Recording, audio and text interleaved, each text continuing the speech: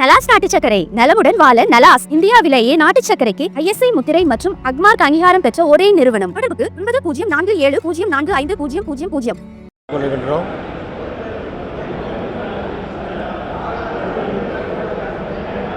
கோவை மாவட்டத்தில் சார்பாக தீரன் தொழிற்சங்க பேரவையினுடைய பொதுக்குழு கூட்டம் இங்கே நடந்து முடிந்திருக்கின்றது. தொழிலாளர்களுக்கு தேவையான நன்மைகளை செய்வதற்காகவும் சங்க உறுப்பினர்களுடைய பாதுகாப்பிற்காக எப்போதும் இந்த பேரவை துணை நிற்கும் என்றும் பொறுப்பாளர்கள் அனைவரும் உறுதியளித்திருக்கின்றார்கள். கோவையை பொறுத்தவரை இரண்டாவது மாஸ்டர் பிளான் போடப்பட்டிருக்கிறது. இரண்டாவது மாஸ்டர் பிளானிலே இதுவரைக்கும் எங்குமே நடக்காத விஷயம் ஒன்று நடந்திருக்கிறது.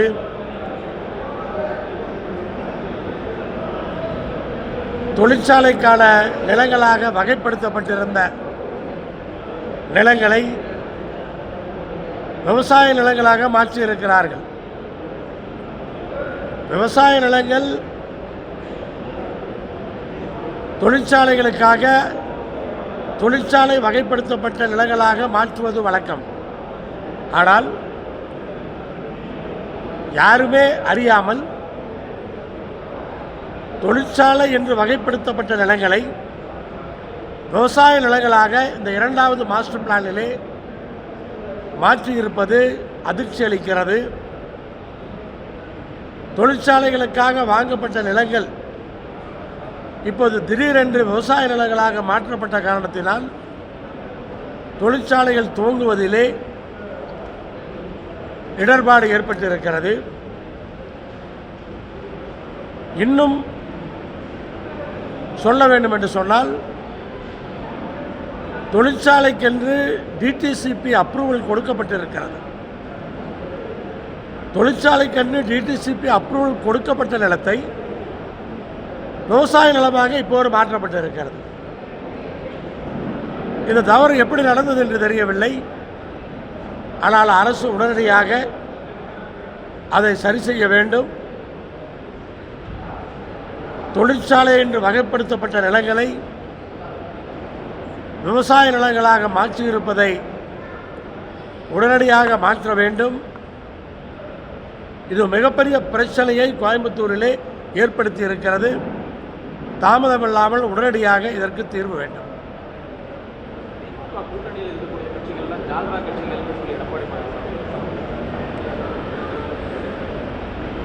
எதிர்க்கட்சி அப்படி சொல்லாமல் வேற எப்படி சொல்லுவார்கள்? திமுக தலைமையில் இருப்பது கொள்கை கூட்டணி என்று எதிர்க்கட்சி தலைவர் சொல்லுவாரா? இதுவெல்லாம் இப்போது தேர்தலை நோக்கி அவர் பயணித்திருக்கிறார். பல முயற்சிகளை செய்து பார்த்தார். இங்கிருந்து யாரும் களைவதாக தெரியவில்லை. அப்ப அடுத்த கட்ட நடவடிக்கைகளிலே அவர் இறங்கி இருக்கிறார் என்று அர்த்தம்.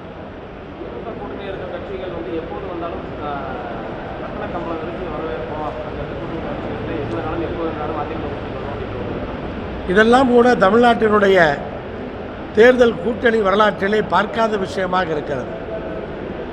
திரைமறைவிலே இதற்கான முயற்சிகள் நடக்கும். ஆனால் நேரடியாக பிரச்சார கூட்டத்திலே பொது இடத்திலே ஒரு பெரிய கட்சியினுடைய தலைவர் இப்படியெல்லாம் அழைத்து நாம் பார்த்தது கிடையாது. முதல் முறையாக இப்படி பார்க்கிறோம். அது என்ன காரணத்திற்காக பொதுவெளியிலே அவர் அழைக்கிறார் என்று தெரியவில்லை.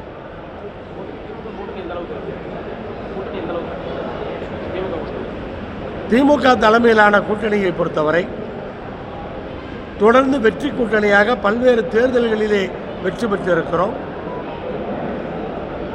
வருகின்ற தேர்தலிலும் எங்கள் கூட்டணி மிகப்பெரிய வெற்றியை பெறும். எல்லாமே தொகுதிகள் அதிகம் கேட்கறதா இருக்கிறதாகவும், எனவே கூட்டணியில் சலசலப்பு இருக்கிறதாகவும் ஒரு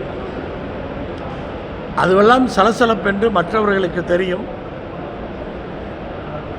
ஊடகத்திலே சில கேள்விகளை கேட்கிறார்கள், சில தலைவர்கள் அதற்கான பதிலை சொல்லுகிறார்கள். அந்த சலசலப்பைத்தான் நீங்கள் சொல்லுகிறீர்கள். அதற்கெல்லாம் கால நேரம் இருக்கிறது. டிசம்பர் மாதத்திற்கு பிறகுதான் கூட்டணிக்கான உண்மையான பேச்சுக்கள் இருக்கும். இப்போது கூட்டணி என்பது ஊடகத்திலே யாரையோ முடிச்சு போடுகிறீர்கள், இப்படி பேசுகிறீர்கள்.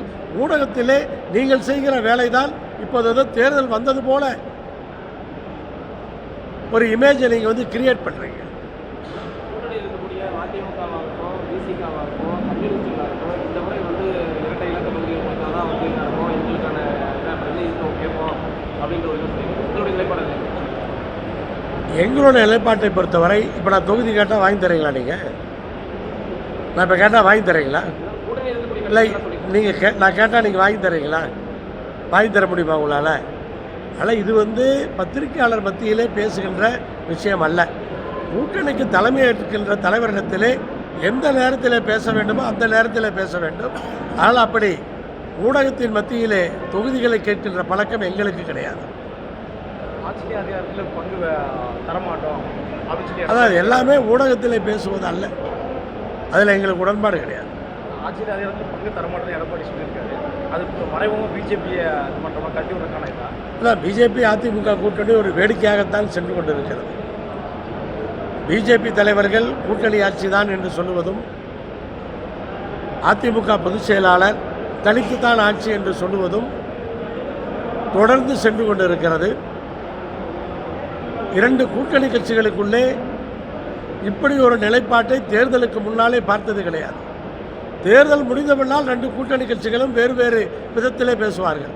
ஆனால் தேர்தலுக்கு முன்னையே இப்படி பேசினால் அந்த கூட்டணி நிலைக்குமா என்ற ஐயம் மக்களுக்கு வரத்தான் செய்யும்.